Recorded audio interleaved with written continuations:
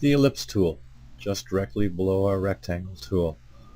Same sort of functions as the rectangle tool. It does have a flyout, so it does have a 3-point ellipse. So it's basically going to be the same function. I failed to mention earlier about when we're making a perfect circle or a perfect square. By holding the control key down, we'll constrain it and allow me to have that perfect circle or perfect square.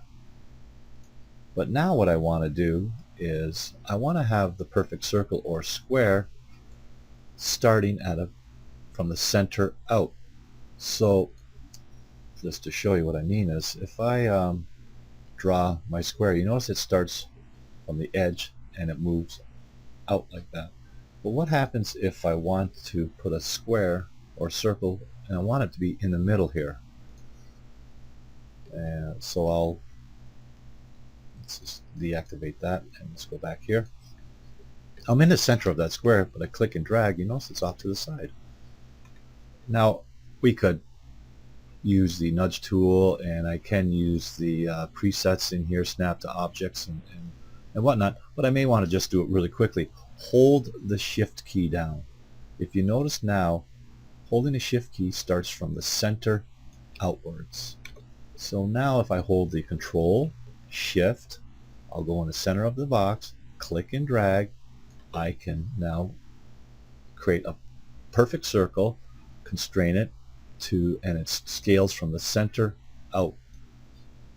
And that's very useful, holding the shift key down. If I want to scale this square or anything, by holding the shift key, we'll proportionately scale it in and out to the center of the axis. So remember that. It's the control key to constrain your shape. It's the shift key that will allow us to go from the center outwards. Holding a combination of the control shift will constrain it from the center out. So what shape or preset will the circle do when I use the shape tool? I'm going to activate the shape tool, and now I will click and drag, and you'll notice that it does make a pie. So this is what happens when we use the shape tool. So if you do need a pie chart or anything else like that, use the circle ellipse tool, and then we'll go to the shape tool. On the top where you see the property bars, if I want it to be an arc, just select arc. If you want it to be a pie, you can select a pie. If you want to continue to be in a perfect ellipse or circle, you may select that.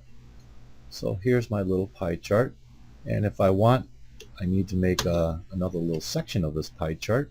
What I can do is I just duplicated my shape, and now I can just fill this through and say become a little pie chart.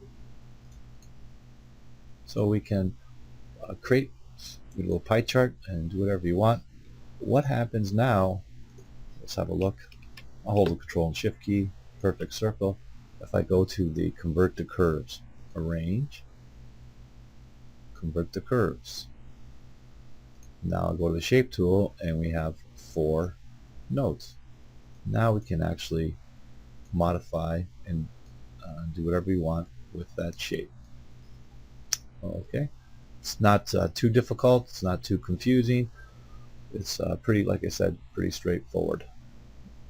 I'm going to just have a quick little look at the 3-point ellipse, and it's similar to the 3-point rectangle. So just click, still activated, click and drag, and now it wants to know. So what we're doing here is we're going to get the center portion of our ellipse, and then we're saying go from that point to that point and then upwards. So that's useful. Again, it may be useful for certain functions, drawings, depending on what you plan on doing. Okay.